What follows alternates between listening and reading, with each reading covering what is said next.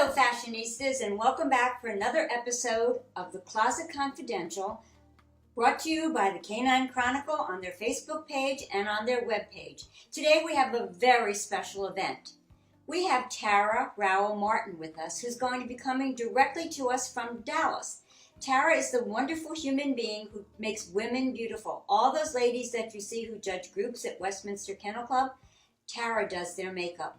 She's a specialist in makeup and in skincare, and she's been so kind to give us her time today. And what she hopes to be able to present to you is a smorgasbord of opportunities to make our skin look better and our makeup look better as we're coming out into the world again. It's a good time to try all these new things because you are at home. You can take the opportunity to see if they work for you and if you like them. So we're going to go right back. Sit down and have a great talk with Tara, and I'm sure you're going to get a lot out of it. I've set up my great little table with some wonderful makeup, some skincare and brushes and all kinds of things you might want to use when you get ready every day. I've put it on my table because it's a great idea. It's something you could put in your bathroom while you're getting dressed, any place you have a good mirror and some good lighting, and you can work with the things you need every day by putting them out ahead of time and being very efficient about what you do and being able to very quickly access and see these different things. And it's a wonderful idea. If you don't have a little table, as I've mentioned, you can use the top of a bookcase, the top of your drawers. You could have even a chair or a bar stool. Anything like that will work as a place to put up your makeup. It's a great idea and something you might want to think about. Since most of us travel a good bit, whether we're in a car, a van, a truck, a motorhome, or we're in a good old airplane, we need ways to organize and take all this wonderful skincare and makeup with us and use it efficiently and also be able to keep what we carry our things in clean. So here are a couple of ideas. As you know, I'm a big fan of plastic bags. So here you can very clearly see I have makeup. In the next one, I have my brushes. In the one in the back, it's sort of a little catch-all, little sort of a canvas bag that I use, and I stuff little things into, like toothbrushes and deodorant and all kinds of things like that that I might need while I'm away. And then finally, I've shown you this before. This is a little organizer that I got at TJ Maxx. It has, 24 different bottles, sprays, containers to put all kinds of your skin creams and whatever. So if you're going to invest in good products to wear and you're going to keep them clean and you're going to be able to see what you need to refill and what you already have plenty of, organizing like this where you can throw things in a suitcase, keep them very compartmentalized, ooh, that was hard to say, and also be able to find it when you need it quickly in the morning, and also all the things you're going to use to clean your skin off before you go to bed at night. Here's the perfect thing for you, all these little organizers. Well, there's another little tip from the Closet Confidential. This is my dressing table where you can see an array of perfumes. I had a question from Helen of Sarasota, Florida. Helen wanted to know how I feel about wearing perfume in the ring. Personally, I don't do it, and the reason that I don't do it is very off-putting to dogs. Some of them do not like the way you smell and will back off of you. And other dogs will be in the line waiting to come to the table next. They may smell it and they may not like you by the time you get there. So personally, I do not wear perfume in the ring. I do love Joy. It's my favorite perfume and I wear it for social occasions all the time. And that's appropriate for me as in a social situation, but in a professional situation, not so much. And Helen, you also said, what about other people wearing perfume in the ring? If I can smell you more than 2 feet away, personally for me, I don't care for that. But everybody has their own decision to make about the kind of fragrance that they like and where they want to wear it. And I try to be respectful of that like I am about everything else. So it was a great question, and thanks for asking it. It's time to welcome Tara Rowell Martin to the closet. And she's here on behalf of the Canine Chronicle and Closet Confidential, doing one of the things she does best. She does a lot of things great, and she's got a great husband to support her all through it. We thank him very much for his assistance today. And Tara, you're looking very beautiful today. And I understand that we're going to go through wonderful different products and ideas that you have concerning skincare. And I understand that you're ready to lead off with the kind of skincare that all of us women who have basically been at home may either need to update, improve, reinvent, or do whatever because we may not have been as conscientious with our skin as we should have been. So go ahead and tell me what you have in mind for us today. Well, as you can see, there's a lot of products here. And one of the reasons why I wanted to put all these products out is to let you know that there are a zillion products out there. And everybody's skin is different. So not the things that work for me may not necessarily work for you. But the most important thing I think to start out with is, especially if you've been at home and maybe not eating the right things, not drinking enough water, maybe being out in the sun, is you need to start with an exfoliation. So you need to start out by exfoliation. Okay. Yes, you need to start out because the exfoliation. This is a rose sugar scrub by Lancome that I love because I have sensitive and dry skin. So it's really important to know what your skin type is, and it's also important to know how that might change when you travel. Because there are places that I go that I end up, like say Florida, that I end up being greasy because it's humid. So you might use different products depending on where you are. But the first thing you want to do is give yourself a really good scrub. Or you can do a glyco peel at home. This is a Natura Bissay glyco peel that I really like. You leave it on for 15 minutes. They have many of these at different price points. You could also do a glyco peel mask like Trish McEvoy has. It's a weekly thing. Now, if you do a peel, you only want to do that like once a week. And you can continue to do that as your own little mini facial, every week of your life, basically. Now, scrub, I do like to do like every other day. And one of my little tips on the scrub is make sure you scrub your lips as well, because when we get to lip color later, that's why my lipstick stays on all day. Wow, that's something I never knew. Scrub your lips. Okay, I like that. But be gentle on it, because your lips are more, you need to be more gentle on your lips. But that's one of the tips to keeping my lipstick on all day. So then after that, I would recommend you have a very good cleanser. You need to have a cleanser that's good for your skin. Like this is a Neutrogena that's good for dry skin. It's got hydration in it. There's milky cleansers that are nice. There's also great cleansers if you have very oily skin that will get your skin basically balanced is what you want before you move on to your actual products that you're going to leave on your skin. Now, I tend to use a skin that brightens me up because being a very, very pale-faced person, I find whatever I can do to brighten myself and give me maybe a little bit of color is very helpful. Have you found the same thing? As far as the skincare, I do have some skincare that has. Are you talking about like with a? I'm talking about it's an actual cleanser that I have it brightens your skin. Okay, I have not used one of those yet because I tend to have more pink in my skin, so I don't use anything like that just because I have to calm my face down because I'm very sensitive. But there are products for that as well, absolutely, that give you just a little bit of color if you're just naturally, yes, that are cleansers. I've seen those. The other thing that I like to do before I put anything on my face after I've cleansed is I take a toner and I put a little bit on a cotton pad. My favorite one is Clinique. It's not very expensive. I've used it my whole life. They have a different toner for each skin type. You just pop a little bit on the pad, wipe it over your face, and just make sure there's no residue left before you then use your moisturizer. And there's so many moisturizers. I would say if you're going to spend money on anything, your moisturizer is the most important thing for you to invest in because that moisturizer is what will keep your skin as a barrier for your skin, between your skin and the environment. Anything it's adding, like for me personally, I use a lot of hydration. I have masks I use at night. They call them masks, but they're really like a gel or something that has it has a lot of hydration in it. So it's just like a gel product that I like a lot. So I totally agree with you. I think that having moisturizers on your face is probably, especially as we get older, critical. Absolutely.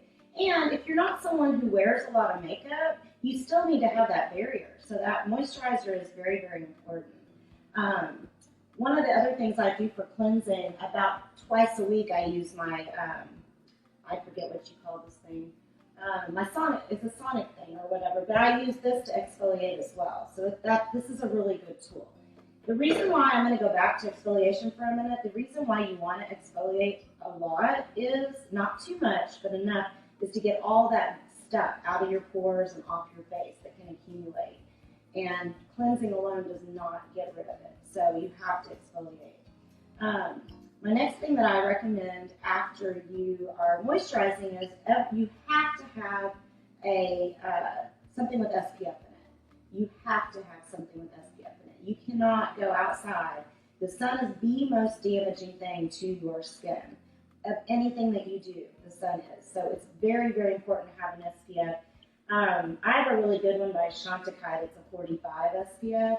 But truly, any SPF that you're putting on underneath, and many of my daytime moisturizers that I will use also have SPF in them.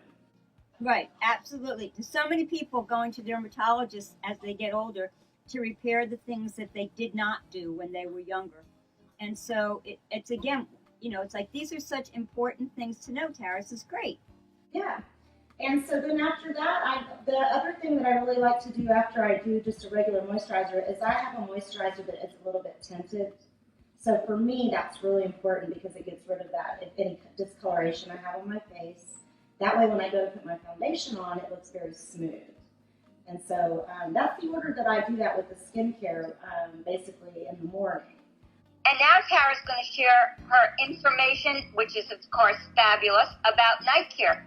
And night care is just as important as day care. You can't do one without the other. It's the old, we always take somebody, never all go together. So here we go, Tara, and share what you have and your insights on night care. So it also, as Elaine said, it's very important to also do your night care. Now, your night care products are probably going to be your products that are doing the heavy-duty lifting, basically. You're going to use your serums at night. You're going to use, this is a retinol thing that you can't use retinol during the day because of the sun. None of your nighttime products are going to have SPF in them.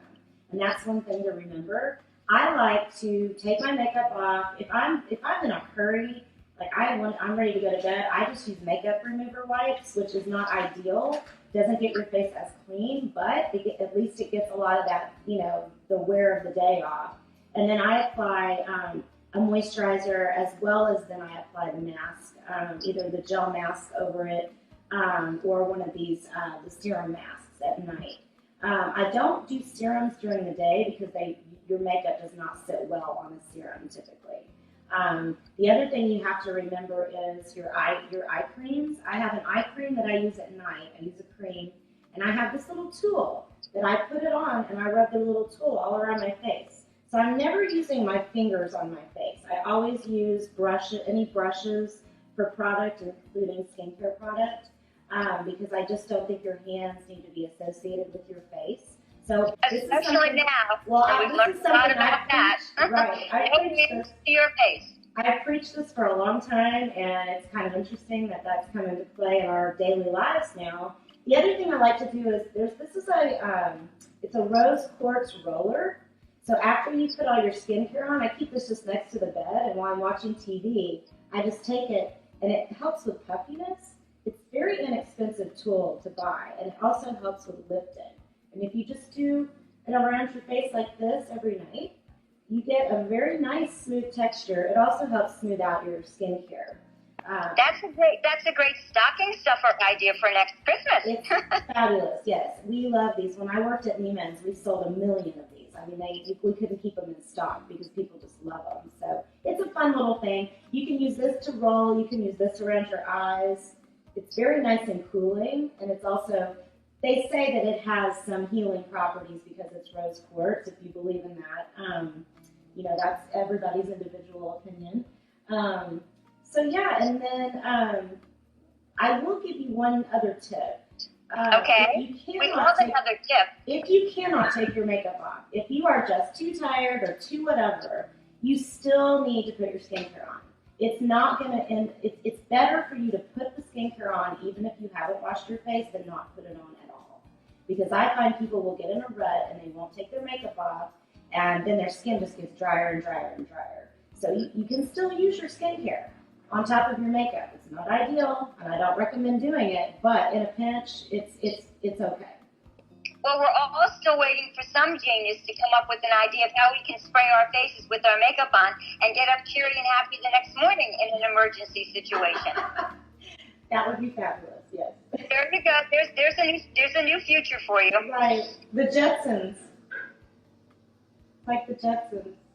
Yeah, well, whatever, like whomever. This would be a wonderful thing sometimes when you get into bed at midnight and you have to be up at 4:30 a.m. It would be great. Well, and we're all so busy at dog shows that is not an unusual schedule for many handlers. Absolutely, and also for judges, like when if you have the pleasure of doing Westminster and you're going to all the parties, and then you come back to your room and you've got to be up again at that crack of dawn. So, or if you're sporting, the same thing. Well, in that you know that schedule. In that type of situation, I would recommend getting a mask, one of the masks that you actually put on your face, and leaving it on while you sleep. So there's brightening masks, there's hydrating masks. I have eye patches that you can put on and wear while you're asleep. There's a lot of products for that type of situation that really do Some help. things I never even knew like that, and I thought I have a pretty good idea of those things. You are amazing. Thank you. Tara, how about if you take us into a little bit of things like make us colorful? Now, I think that depending on your coloring, it depends on the colors of eyeshadow that you choose. And of course, daytime is going to be different than nighttime. You might want to be more dramatic. I pick palettes that I feel like go really well with my eye color and what I'm wearing, but they aren't too, they don't stand out too much. You don't want anything that you're putting on your face for them to look at that one thing. And I have a tip for putting on your eyeshadow. I typically do the eyeshadow primer, and then I do a lighter color all over. And when you're putting your eyeshadow on, the tip for me to give to you is lay it down on your eye. We call this laying it down. Don't brush it, because then you end up with shadow all around here. So if you just take it and you lay it, and then as you add your layers, then you can kind of go in and mix them. But if you're doing this versus this, then it'll stay on your eyelid better. And as I had said before, I do really like the pencils that we have that are just color. You just put it on and go, basically. So that's easy. Are those the kind of pencils that one has to sharpen, or are they the ones that are kind of creamy and you don't have to sharpen them? So the eyeshadow ones I like, this happens to be a Lancome, but Dior has them. They have them at the L'Oreal makes many of them, but it's just a rounded like a crayon, and you just add the color onto your eye, and then you can make it lighter or darker however you want. But because this is more of the creamy texture, for those of us that are at the show all day, it's going to stay on all day long, and you're not going to have to worry about it. Okay, that's good to know. So we're not really talking pencil that needs to be sharpened, but crayon to draw. This is more for an eyeshadow, the crayon to draw. Now, eye pencil-wise, like eyeliner-wise, I always use waterproof eyeliner because no matter what, it's still going to, it gets a little gunky. And I just line the top of my eyes so that I don't have to. And I do this is a Chanel waterproof that I really like, but there's a lot of them out there that are really good that are waterproof. And I just line right above my lashes, and that just gives a little definition to my eye. But because it's waterproof, it also helps that, if I cry because I'm happy because I won, or, it's raining or something like that. Or if you cry because you're sad that you lost. No, you don't cry when you lose. You just try again the next day. Yes, you do. We all have. So I just put it right along my lash line. Now, there's a lot of ladies out there that have been trying the magnetic lashes, and I think those are really great. I have long lashes, so I just use a waterproof, let me get out my personal bag here. I use a waterproof mascara, and what's really important for me is that the brush has got a lot of density and depth to it, because that's going to help. Again, though, if you like to do the fake lashes, I think those look great, and they're low maintenance. There's a couple ladies that have entrepreneurially been selling those since we've been off, our Himmler friends, so that's pretty cool. So I like those two. And then brows are also very important. My favorite brow pencil, there's a couple, But I have a favorite that's by Trish McEvoy. And it's very thin. Let me see if I can find it in here. Here we go. It's very thin. So you never have to sharpen it. It's thin on its own. And I just draw in my brows, because as I've gotten older, I think we all tend to start losing our brows. And so the brows I have on now are partially mine and partially drawn in. And then, of course, it's got the spool on the end of it, and you just go back through and brush, and then it makes it look very natural. But there's many options. I don't prefer brow pencils that you have to sharpen, because they tend to not stay on a long time, and they smear. So those are not my favorite. Let's see, what else? How about things like different color on your face, highlights, lowlights? One thing I do a lot is after I put my eyeshadow on, I will take a small brush, and I'll put a little highlighter like around my eyes to brighten them up a little bit. It's a really good trick. And then you can put a little bit here, a little bit here, and it thins your face out. And then, as I said before, I really love bronzer. But there's different kinds of bronzer. So the one bronzer that I use kind of all over my face doesn't have a lot of sparkle in it, because it's really just to give me a little bit of color. And then I'll go back with the one that has sparkle in it and go kind of give myself a little bit of a,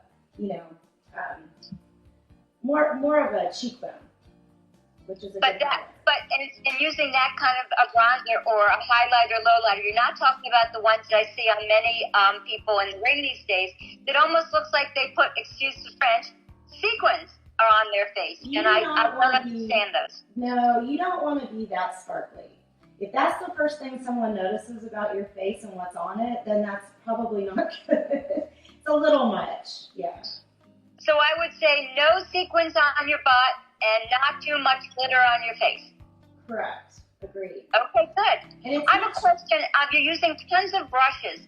Can you tell us how you care for your brushes and how you select some of them? So, as a makeup artist, I will spend a lot of money on my brushes. I have a brush right here that's $140, from Tom Ford. But it's important for me to have the right, we spend this kind of money on the utensils for our dogs. So, you need to spend it. I'm not saying you need to go out and spend that much, but as a professional, that's what I use. But what I look for is a brush that's going to feel good. It's gonna have coverage for whatever it is that you need it for. These Artiste brushes, they're awesome. And I use one for my skincare, I use one for my foundation. These are really nice because they have so many bristles per square inch that they really get that coverage on, and they use a lot less of your product. That's the thing too about using brushes, is you use a lot less product when you use a brush. And can you give us an idea of how often you actually make sure that the brushes are clean? About every other week. And how do you do that? Do you soap and water them? Well, I use Oribe shampoo because it's a very good cleaning shampoo, but again, it's expensive. But there's many, many, many brush cleaners out there. You just have to make sure that they don't have alcohol in them. It's not a good idea to clean your brushes with alcohol because, no matter what they're made out of, many of these are animal hair brushes. I've got I can't even tell you all the different animals that they get made out of, but the alcohol will strip the hair and it'll break down the brush. Like this is a brush right here. This is a MAC brush. It wasn't that expensive, but I've had this brush probably for 4 years, and it's still in good shape. Now how could you possibly have a brush for 40 years? I just don't understand that. 4.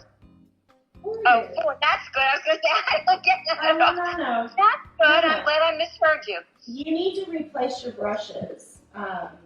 Probably, I would say about every 2 years I would replace them. But like this brush I don't use every day. An Artiste brush like this that I use for foundation, I would replace that once a year. Because it just gets, when you're using products that have more of, that have moisture to them, it affects the quality of the brush. I'm going to ask you one last question, and that is, name the 3 top things every woman should have in her bag of tricks, whether it's a makeup, a cream, a mask, anything. What if you had money to buy 3 things, what would you buy?